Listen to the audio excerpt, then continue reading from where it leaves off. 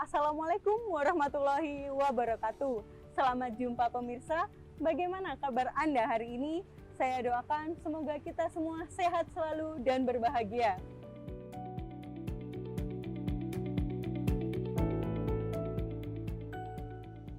Saya, Audi Tias Mega, senang sekali dapat menemani Anda dalam beraktivitas. Semoga aktivitas Anda hari ini lancar, mendapatkan barokah dan manfaat.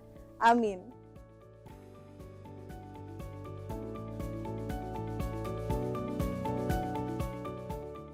Baiklah pemirsa, Mimbar TV hari ini akan kami sajikan untuk Anda dan kami siapkan berbagai program menarik.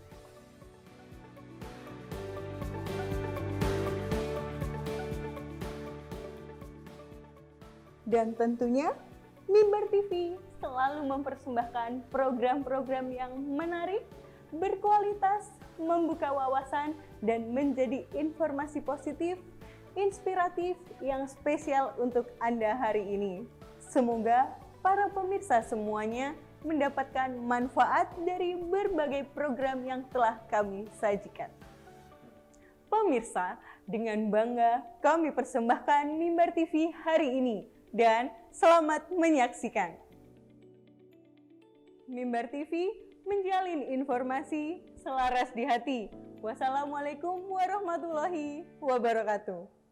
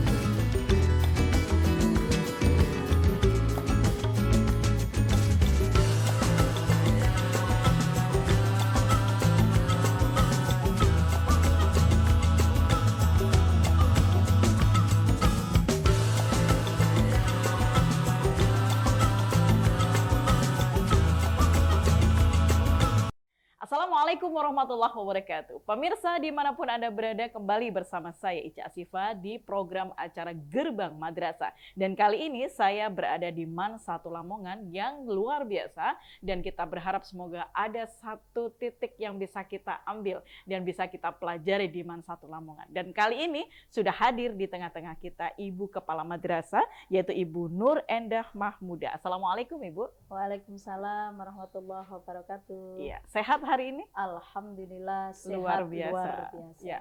Dan saya melihat ada program-program yang bisa kita saksikan ini pemirsa, yang juga kita kupas tuntas di kesempatan edisi siang hari ini. Terutama tentang program-program yang dimiliki oleh Madrasah 1 Lamongan, yang itu juga bisa membuat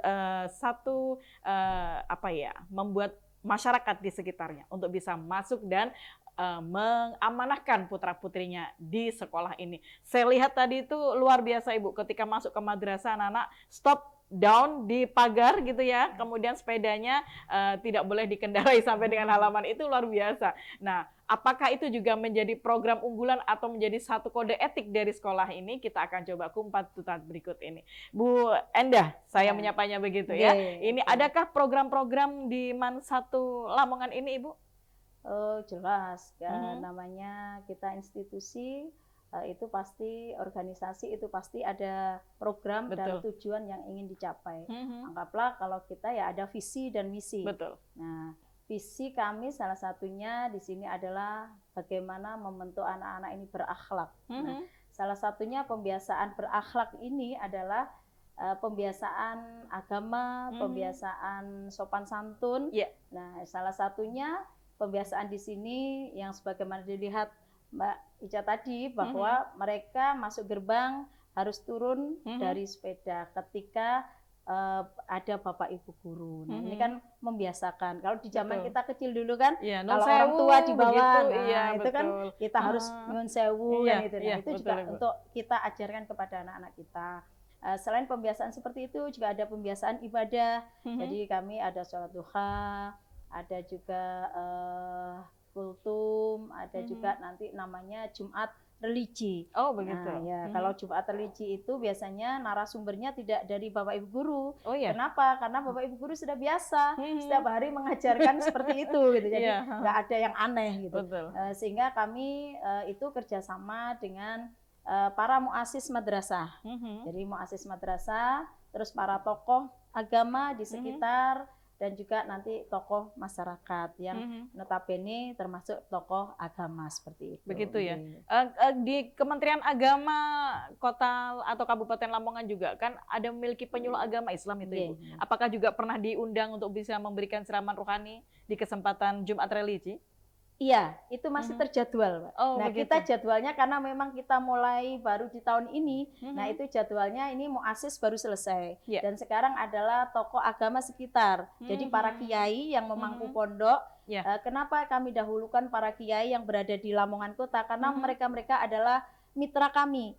Anak-anak kami banyak yang berada di pondok tersebut. Sehingga komunikasi kami dengan pondok itu bisa lancar, bisa program sekolahan diketahui oleh pondok, sehingga tidak ada lagi miskomunikasi, karena kadang sering miskomunikasi, Mbak. Jadi dianggap anak-anak ini kalau belum pulang kemana gitu, padahal MAN ini sudah terkenal kalau di Lamongan, MAN itu pulangnya paling malam gitu, jam 5 sampai jam 5 sampai ya, jam berarti 5. full day ya Bu Full Endah ya. day, Oh, luar biasa. Berarti ada semacam networking ya. Jadi networking dengan para kiai, para bunyai untuk bisa oh ini eksistensinya MAN seperti ini. Apakah itu juga termasuk program unggulannya seperti apa Ibu kalau di MAN 1 Lamongan? Program unggulannya ya program unggulan kita termasuk tahfidz, kan ada tahfidz. Sehingga tahfidz ini mereka yang tidak di program agama, karena kami punya boarding school, Mbak. Nah, di boarding school ini memang kita dahulukan anak-anak yang memiliki hafalan gitu, karena itu butuh waktu tertentu. Tetapi itu anak program agama. Nah, padahal anak-anak kami yang di jurusan lain, IPA, IPS, bahasa juga banyak yang memiliki hafalan. Sehingga itu kami titipkan kepada pondok-pondok itu, sehingga kami bisa bersinergi di situ. Jadi nanti mereka di sini tinggal setor gitu kan, nah di sana bisa murojaah dan sebaliknya. Oh, saya menjadi tertarik ini pemirsa, ketika ada networking dengan pesantren ya, nah itu anak-anak dititipkan di sana untuk belajar lebih efektif, begitu kan maksudnya Bu Endah? Iya, betul. Nah kemudian setelah itu anak-anak store-nya di sini? Nah di sekolah, jadi kami juga menyediakan, jadi di boarding school itu musyrif-musyrifah kami wajib hafidho. Sehingga mereka bisa melayani anak-anak kami di setiap waktu. Jadi anak-anak sudah nggak ada lagi alasan, oh saya nggak ada yang nginiin, nggak ada yang bina gitu ya kan, nggak ada monitor begitu. Nah, ini juga hasil dari evaluasi Mbak. Jadi dulu itu evaluasinya dari orang tua itu begini, anak saya itu masuk MAN punya hafalan 10 juz. Keluar MAN kok tinggal 5 juz ya gitu. Nah, ini kan jadi kami juga kami kan juga beban mental. Apakah gurunya ada yang mencuri ya? Mencuri hafalannya. Nah, itulah sebagai beban kami untuk menjaga minimal hafalan itu enggak boleh hilang, minimal. Nah, tapi bisa kami bertahan berharap, ya paling bisa tidak bertahan, tapi kami tetap memberikan post kepada mereka harus nambah. Jadi karena mereka-mereka yang hafal Quran ini kan dapat beasiswa. Jadi ada begitu. Beasiswa dari sekolah sendiri dari kan? Madrasah. Sebagai reward ya? Rewardnya.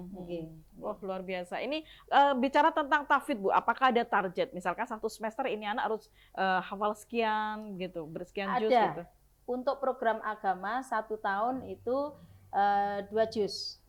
Jadi 1 semester 1 juz. Begitu ya? Nah kami tidak berani membuat ekspektasi yang tinggi karena ini merupakan program awal. tapi paling tidak program ini harus berjalan. Nah, kalau ini nanti sudah berjalan dengan baik, maka berarti kita bisa menambah langkah kita, tangga kita seperti itu. Tetapi kita mewadahi tadi banyak anak-anak yang masuk ke sini memang sudah punya hafalan.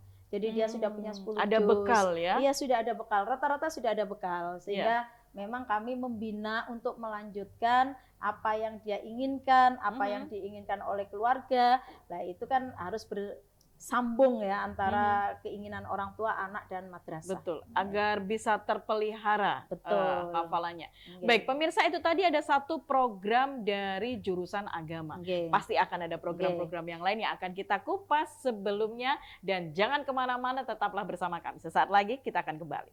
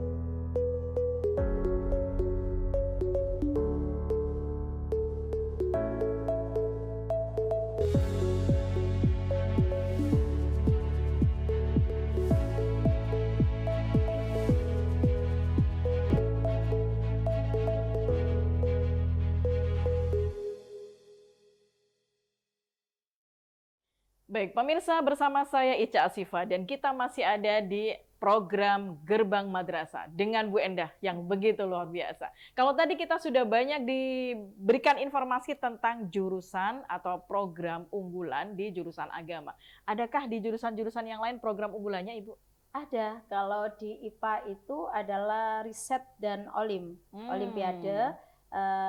Memang kami anggaplah untuk olimpiade belum sehebat MAN 2 Malang gitu kan, MAN IC, tapi kami selalu bergerak, kami selalu berusaha bagaimana anak-anak kami ini juga ada anak-anak yang luar biasa gitu, sehingga mereka juga mampu berkompetisi. Nah, kita punya kerjasama dengan perguruan tinggi, di sini adalah dengan UIN Maulana Malik Ibrahim, UIN Sunan Ampel. Nah, kenapa kami lebih mengambil harus dengan UIN? Karena kami merasa satu saudara, kami merasa satu nasib gitu. Anak-anak kami akan lebih ekspor ketika dia ke UIN. Walaupun sebetulnya anak-anak kami ini lebih bangga, lebih senang ketika dia masuk UNER, masuk ITS. Tapi kami bagaimana mengarahkan anak-anak kami itu dia menilai tapi dengan dari dirinya. Oleh karena itu dan paham potensi dirinya iya, ya. Dan alhamdulillah di tahun ini MAN 1 Lamongan di tingkat kabupaten meraih untuk KSM juara umum. Alhamdulillah. Tapi memang nasibnya belum untuk di tingkat Jawa Timur, baru cukup sampai juara 3. Tapi kami tetap semangat dan yakin bahwa kalau kita memang mau berusaha betul, saya yakin pasti suatu saat ada jalannya. Karena perjuangan itu memang harus terus berjalan. Betul, dan itu perlu proses yang tidak sebentar. Betul, jadi prosesnya yang harus luar biasa. Ya, itu harus berdarah-darah dulu Bu Endah ya. Baru itu. Dan itu memang mencapai sebuah target, kemudian mencapai sebuah keinginan, apalagi prestasi. Bicara tentang kompetisi dan prestasi. Apakah prestasi-prestasi yang sudah diraih oleh MAN 1 Lamongan? Kalau prestasi untuk anak-anak kami sudah luar biasa sebetulnya kalau non akademik atau bahkan yang mungkin di luar event-eventnya Kementerian Agama. Contoh ISPO anak-anak kami di bulan ini kami diundang dari Kementerian Mendikbud ya, Kemendiknas. Itu ada anak kami yang diundang karena memang dia menang di ISPO. Jadi risetnya luar biasa untuk anak-anak kami. Jadi sering sekali menang. Nah, termasuk tadi Kevin itu memang betul-betul peraih juara riset dan termasuk kita bersaing dengan MAN 2 gitu. Yang kemarin MAN 2 hanya 1 tim, kami 2 tim. Seperti itu. Jadi untuk non akademik insya Allah memang anak-anak sudah mampu untuk ikut bersaing bersama yang madrasah-madrasah lain, tetapi memang kami akui untuk akademik memang kami harus terus berjuang, terus berproses, dan kami yakin suatu saat ada masanya untuk anak-anak kami. Betul, dan meraih kejuaraan begitu ya. Itu Saya tadi sempat jalan-jalan nih pemirsa dan Bu Endah, ketika kita melihat dan melintas sekolah itu saya lihat ada tempat semacam garmen pemirsa. Jadi mereka membuat inovasi busana ya, saya melihat begitu. Itu apa ada prestasinya juga dan mereka ada inovasi apa dalam busana-busana mereka ciptakan? Untuk ini mungkin karena ini ya Mbak, kalau dulu memang anak-anak kami Tabus itu betul-betul ikut, jadi ikut event-event gitu.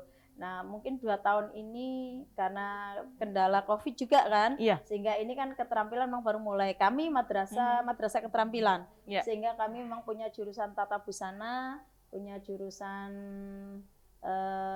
desain produk. Nah itu memang ada, dan sementara untuk event-event luar belum, tapi memang hasil karya anak-anak luar biasa. Ini juga dibuktikan ketika ada kewirausahaan, mereka ikut untuk lomba-lomba, nah itu menang. Dan itu kan berarti sudah menunjukkan kemampuannya, tetapi untuk event-event yang memang nasional gitu memang belum.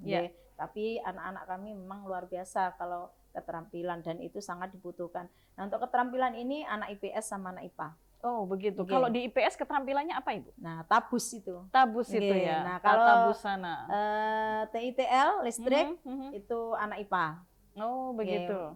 Mebler anak IPA, desain produk anak IPA. Wah sudah ada desain produk. Berarti mereka nanti larinya bisa ke entrepreneurship itu ceritanya betul, ya. Apakah sudah ada produk yang bisa dihasilkan oleh anak-anak sementara ini? Banyak. Kita di aula itu kursinya, terus mejanya. Terus podiumnya itu hasil karya anak-anak, dan kami bangga untuk memakai produk anak-anak. Tidak harus produk yang semuanya harus beli, tapi kalau hasil berarti karya mereka anak mendesain itu bagus. Sampai dengan memproduksi sendiri. Betul, mendesain sampai jadi menjadi produk. Nah, begitu ya. Apa saja Ibu yang dihasilkan sama anak-anak itu tadi? Ya mukena, baju, kursi, meja, podium itu hasil karya anak-anak. Yang ada di aula itu ya? Iya, yang ada di aula. Ini patut kita lihat nanti pemirsa. Kira-kira seperti apa sih produk-produk yang dihasilkan oleh anak-anak. Tapi memang begitu anak-anak itu kan ketika punya sebuah karya, kemudian diekspos itu kan rasa bangganya yang luar biasa Bu Endah ya. Apakah sekolah membatasi produk atau bagaimana yang bisa dikaryakan anak-anak? Tidak, jadi produk itu betul-betul murni dari anak-anak ingin buat apa, dan itu dibiayai madrasah kan. Oh begitu? Iya, jadi kami yang membiayai dari madrasah, mereka yang buat idenya apa, ada rak-rak buku juga ada, itu kami pakai di ruangan. Jadi kami juga punya bengkel moderasi, itu mejanya juga dari anak-anak, terus tempat buku juga dari anak-anak. Jadi kita memang saya tekankan kepada teman-teman, jadi jangan hanya melihat oh ini kurang bagusnya, tapi kita menghargai anak-anak. Oh sudah susah payah dia mendesain, dia membuat, kalaupun ada agak menceng dan yang lain-lain, wajar. Itu wajar. Anak-anak belum Seusia profesional. anak-anak ya kan. Tapi ketika dia sudah membuat produk seperti itu bagi saya sudah bangga luar banget biasa. Ya, Bangga, dan saya tidak malu itu menyampaikan. Ini loh hasil karya anak saya, gitu. Walaupun kursinya mungkin karena saya kecil ya Mbak, kursinya itu terlalu besar sehingga kalau saya duduk harus nempel sedikit. Seperti itu. Tapi saya bangga. Gitu. Dan Ibu tadi luar biasa menyinggung tentang bengkel moderasi. Kita akan kupas sesaat lagi. Jangan kemana-mana, tetaplah bersama kami.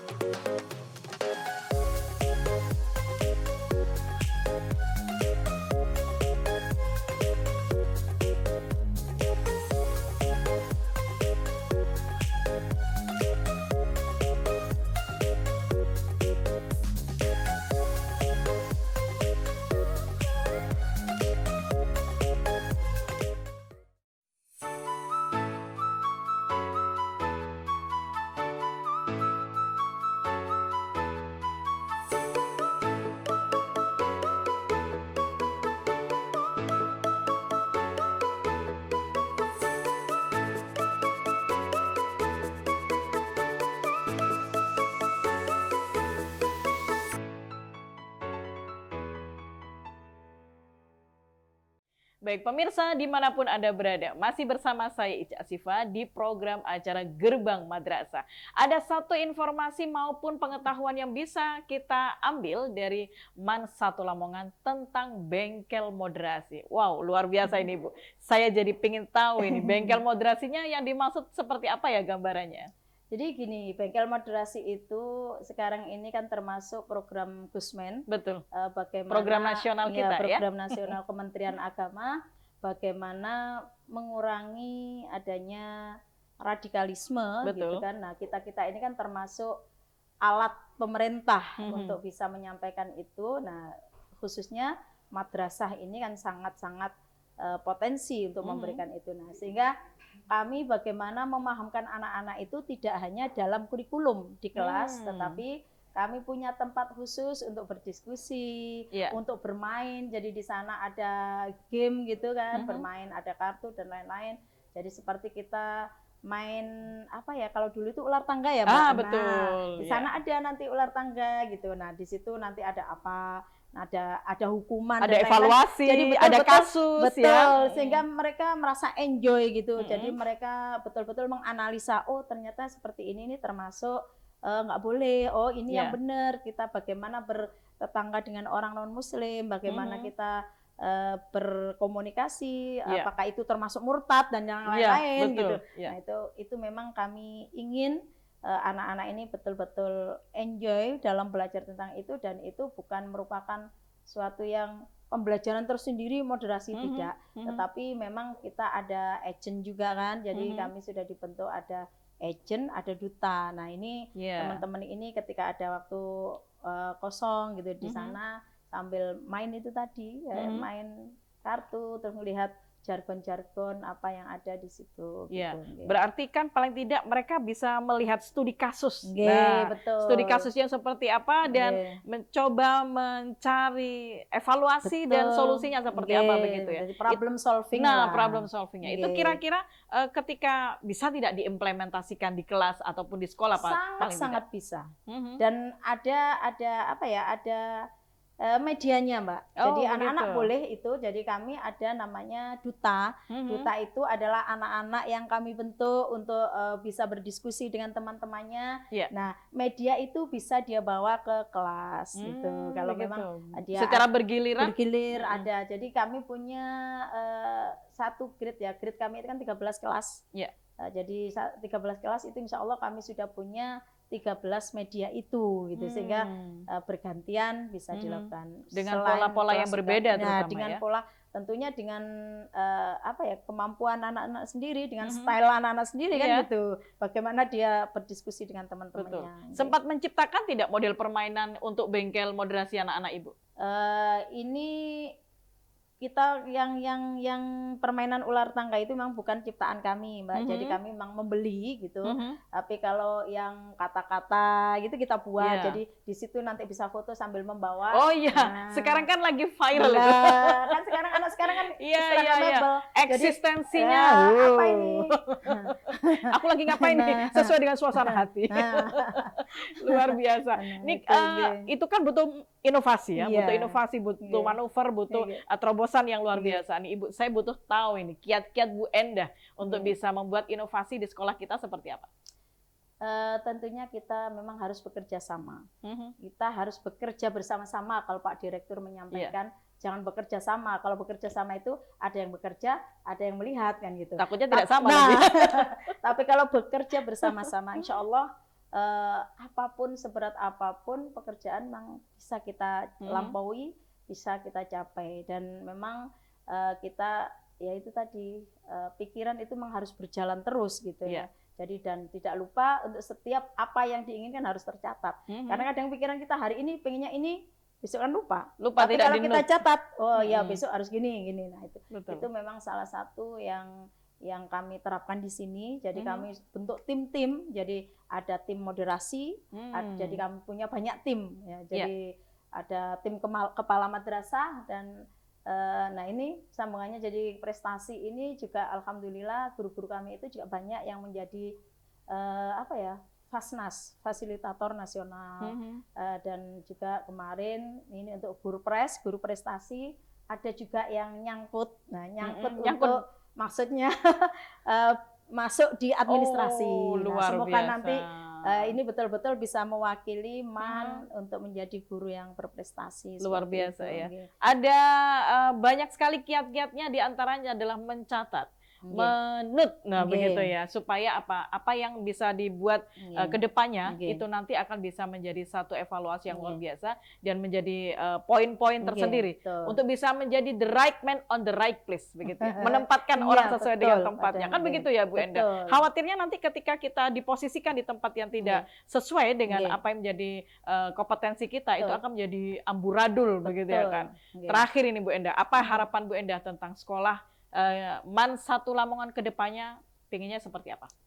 Pengennya MAN 1 Lamongan itu betul-betul bisa mendampingi siswa, peserta didik untuk apa ya? Untuk mencapai apa yang dia inginkan dengan tidak menafikan keinginan-keinginannya atau perbedaan-perbedaan siswa. Jadi maksudnya madrasah betul-betul bisa melayani sekian banyak perbedaan.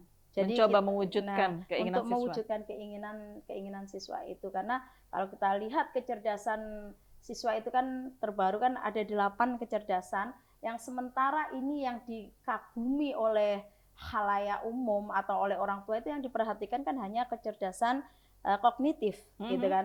Tapi bagaimana kecerdasan yang lain, seandainya kecerdasan linguistiknya itu kan jelas berbeda ya. Kalau dia pandai sebagai orator belum tentu dia bisa matematik kan. Betul. Tetapi yang dihargai kan lebih yang pandai matematik. Atau kinestetik itu masih sangat-sangat di masyarakat kurang diapresiasi juga gitu. Tidak Padahal diminati, kita tahu kalau dia ahli sepak bola, bayangkan gajinya Ronaldo berapa, Messi berapa, dia bisa hidup dengan skillnya. Nah, itulah sebetulnya yang menjadi impian kami untuk bisa mendampingi anak-anak ya berkembang sesuai dengan dirinya, potensinya, passionnya, seperti itu, dan bisa memahamkan masyarakat tentunya. Dan sebetulnya tidak hanya satu titik saja yang bisa dipelajari. Betul. Tidak mempelajari satu titik saja, tetapi bisa dimanapun untuk bisa berekspresi dan bisa mengembangkan potensi diri. Terima kasih Bu Endah sudah bergabung bersama kami, dan insya Allah kita akan bertemu di lain kesempatan. Baik pemirsa, jangan kemana-mana, tetaplah bersama Mimbar TV, dan inilah satu hikmah yang bisa kita tarik. Bahwasanya apapun yang bisa kita kembangkan dalam diri pribadi kita, dimanapun berada, itu pasti akan membuahkan hasil. Dan jangan pernah takut bersalah, dan jangan pernah takut gagal, karena akan ada kesuksesan yang tertunda. Saya Ica Asifa, terima kasih dan Assalamualaikum warahmatullahi wabarakatuh.